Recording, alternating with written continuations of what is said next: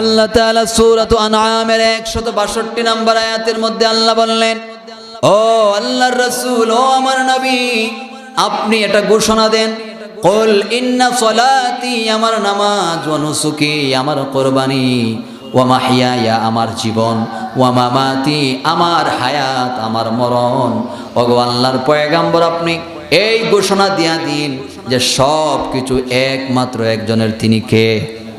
আওয়াজ করে বলেন, তিনি কে?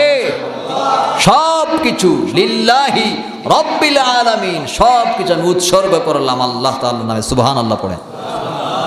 এই কুরবানিকে ওয়াজিব করার লক্ষ্যে আল্লাহ তাআলা কোরআনুল কারীমের মধ্যে ওনার নবীকে উদ্দেশ্য করে বললেন, ওগো আল্লাহর নবী শুনেন, ফাসাল্লি লিরাব্বিকা ওয়ানহার, আপনি আপনার রবের উদ্দেশ্যে নামাজ পড়ুন এবং কুরবানি করুন। ওয়াজিব করে দিলেন সেগায় আমলের মাধ্যমে। যেহেতু আল্লাহ তাআলা বলেছেন, রাসূলকে এটা নির্দেশ দিয়ে দিলেন, এজন্য এটা এই উম্মতের মধ্যে যাদের উপর সামর্থ্য আছে, যাদের তৌফিক আছে, তাদের উপর এই কুরবানি ওয়াজিব হয়ে গিয়েছে।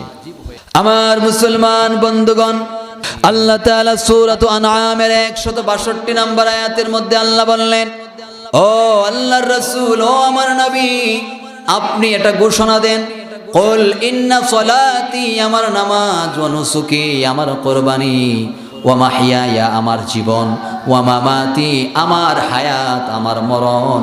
ওগো আল্লাহর পয়গম্বর, আপনি এই ঘোষণা দিয়া দিন যে সব কিছু একমাত্র একজনের, তিনি কে? আওয়াজ করে বলেন, তিনি কে? সব কিছু লিল্লাহি রাব্বিল আলামিন, সব কিছু আমি উৎসর্গ করলাম আল্লাহ তাআলার নামে। সুবহানাল্লাহ পড়েন।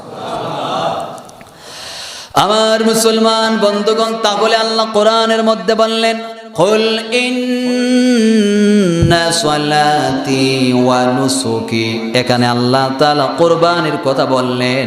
সুতরাং বোঝা যায় যে কুরবানি কতটা গুরুত্বপূর্ণ, কারণ নবীকে এটা বলেছেন, যে পয়গম্বর আপনি বলুন এই কুরবানি কোনো মানুষের জন্য নাকি আল্লাহর জন্য? আমার মুসলমান বন্ধুগণ, এই পশু জবাই করার মাধ্যমে, এটা শুধুমাত্র পশু জবাই করা এমনটা না, এই পশু জবাই করার মাধ্যমে একটা মুসলমানরা, আল্লাহর বান্দারা একটা ত্যাগ প্রকাশ করে আল্লাহ তাআলার জন্য, মহান আল্লাহ তাআলার সন্তুষ্টি অর্জনের জন্য, আল্লাহ তাআলাকে রাজি আর খুশি করার জন্য এই পশু তারা কোরবানি করে, জবাই করে। আর মহান আল্লাহ তাআলাকে কিভাবে তারা খুশি করে? কারণ ওই বান্দা যদি সে চাইতো তাহলে এত টাকা দিয়ে সে জবাই না করলেও পারতো। এটার মাধ্যমে সে আল্লাহ তাআলার তাকওয়া অর্জন করে, আল্লাহ তাআলাকে ভয় করে, মানে আল্লাহ তাআলার ভয়ে, আল্লাহর সন্তুষ্টি অর্জনের লক্ষ্যে এই পশুকে কুরবানির মাধ্যমে তার যে সম্পদের প্রতি একটা মায়া, মানুষের টাকার প্রতি যে একটা মায়া, এই মায়াকে সে ত্যাগ করে দিল। কারণ এই দুনিয়াতে টাকাকে ভালোবাসে না এমন কোনো মানুষ আছে? সবাই আওয়াজ করে নাচে। টাকা ভালোবাসে না এমন কোনো মানুষ আছে? সব মানুষ টাকাকে সে ভালোবাসে। তো এখন সে 1 লক্ষ টাকা, 1.5 লক্ষ অথবা 20,000, 50,000 এতটা টাকা সে আল্লাহ তাআলার জন্য সে কুরবানি করে দিল, আল্লাহ তাআলার জন্য সে জবাই করে দিল। আর সেটা বুঝালো, জগো আল্লাহ তাআলা, আমি টাকাকে বেশি ভালোবাসি না, টাকাকে যদিও ভালোবাসি কিন্তু আপনার ভালোবাসার কোনো বিকল্প আছে? কোনো বিকল্প নাই। মানে আল্লাহ তাআলার ভালোবাসা সবার ঊর্ধ্বে। সুবহানাল্লাহ পড়ে।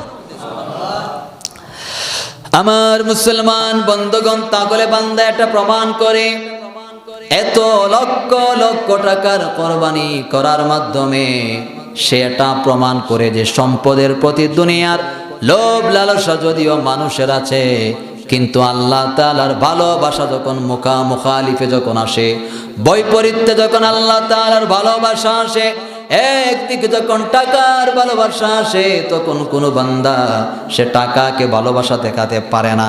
ওই বান্দা টাকার ভালোবাসা বিসর্জন দিয়া সে মহান আল্লাহ তাআলার ভালোবাসার প্রমাণ করে।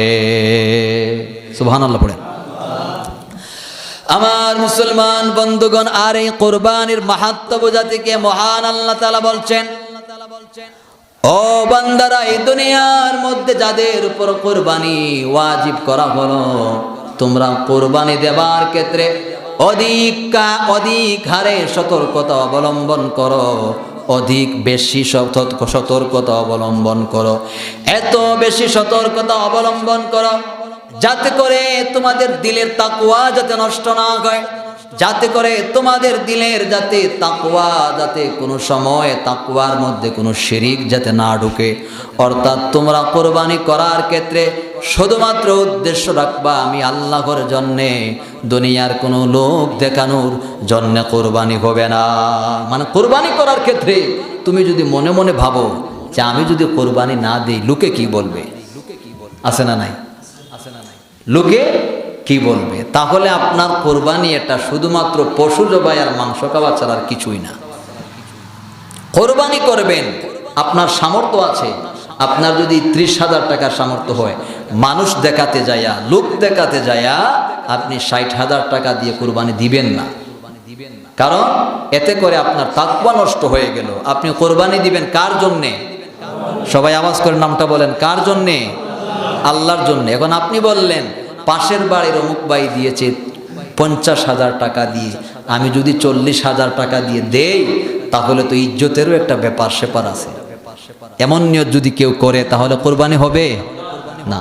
এজন্য শরিকানা কোরবানির ক্ষেত্রে সবচেয়ে বেশি কেয়ারফুল থাকতে হয়, সতর্ক থাকতে হয়।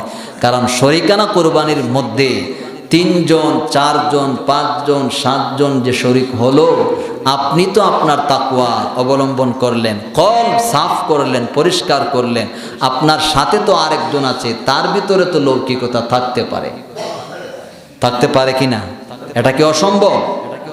মাসআলা কি, ফতোয়া কি, যে আপনার শরিকানা যারা কোরবানি করে তাদের 7 জনের ভেতরে অথবা 3 জন মিলে শরিক হয়ে কোরবানি দেয়, 3 জনের ভেতরে কোনো একজনের যদি জর্রা পরিমাণ যদি তার নিয়তের ভিতরে গলত থাকে তাহলে বাকি যতজন শরিক থাকবে সবার কোরবানি শেষ।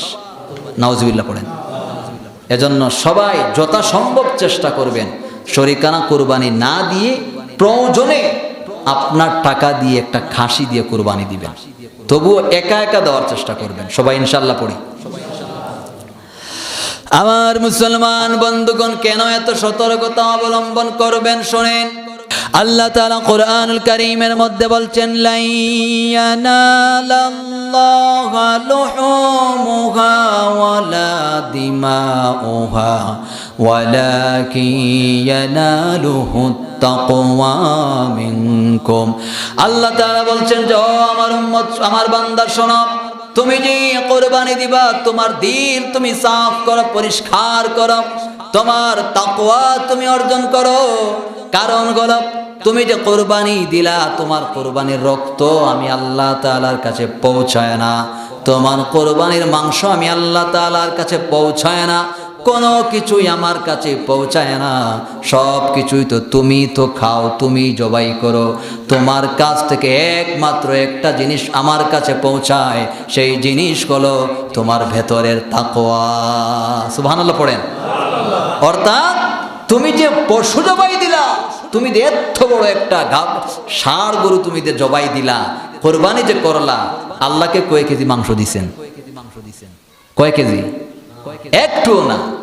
সমাজে তো কোরবানি করলেন 3 ভাগ করে, 1 ভাগ মসজিদে পাঠায় দিলেন, গরিবকে দিলেন, আত্মীয় স্বজনকে দিলেন, আপনারাই তো আপনারা, আমরাই তো আমরা। আল্লাহ কিছু পাইছেন না। আল্লাহ যেই জিনিসটা পাবে সেটা হচ্ছে তাকওয়া। এখন তোমার তাকওয়াই যদি না থাকে তাহলে ঘোড়ার ডিম পাবে। এজন্য তাকওয়ার প্রয়োজন আছে না নাই? শুধুমাত্র আল্লাহ তাকওয়া পাবে। আপনি তো চামড়াটাও বিক্রি করে টাকা খায়া ফেলান, তাহলে আল্লাহ পায় কি? অথচ আল্লাহ বলছেন যে এই কোরবানি দেওয়ার পরে সব কিছু তুমি বান্দা খাইলা, তুমি তোমার আত্মীয় স্বজনকে দিলা, আর কিয়ামতের দিন তোমার পশুর সব কিছু ওজন করা হবে। তোমার এই পশুর চামড়ার মধ্যে যতটা পশম হবে, তোমার এই প্রত্যেকটা পশম আকারে একটি করে নেকি আল্লাহ তাআলা দিবেন। সুবহানাল্লাহ পড়েন।